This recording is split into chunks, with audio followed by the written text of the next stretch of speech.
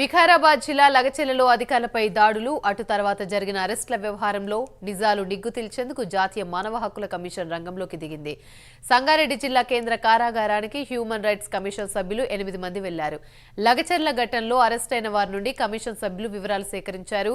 Sangareddy central జైల్లో A2 Suresh సహా 19 మంది నిందితులున్నారు. వికారాబాద్ జిల్లా అధికారులను కూడా 5 గంటల పాటు NHRC సభ్యులు కలిసి విచారణ జరిపారు. ఇదే అంశానికి సంబంధించి మెదక్ నుండి మా ప్రతినిధి రాము మరిన్ని అప్డేట్స్ అందిస్తారు. రాము, యామిని సంగారెడ్డి జిల్లా సెంట్రల్ జైలుకు ఉదయం 11 గంటల ప్రాంతంలో అయితే హ్యూమన్ రైట్స్ సభ్యులు చేరుకున్నటువంటి పరిస్థితి.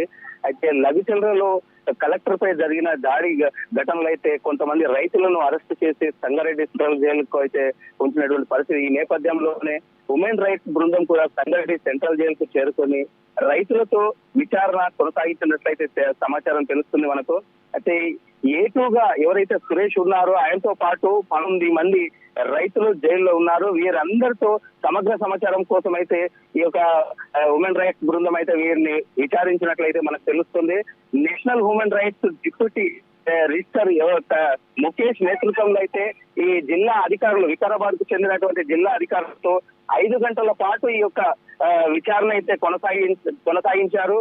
ఈ నేపథ్యంలోనే హ్యూమన్ రైట్స్ బృందం అయితే మొత్తంలో ఈ నెల 26 తారీఖు వరకు అయితే పూర్తి విచారణ చేపట్టనున్నట్టయితే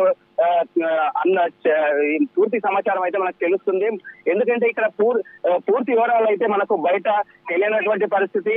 మీడియాతో ఏ మాత్రం వీళ్ళు మాట్లాడుకుంటూ వెళ్ళినటువంటి పరిస్థితి కాబట్టి మనకైతే ఈ నెల 26 తారీఖున అయితే పూర్తి విచారణ చేపట్టనున్నట్టయితే హ్యూమన్ రైట్స్ మనకు తెలుస్తుంది. Right, thank you Ramu.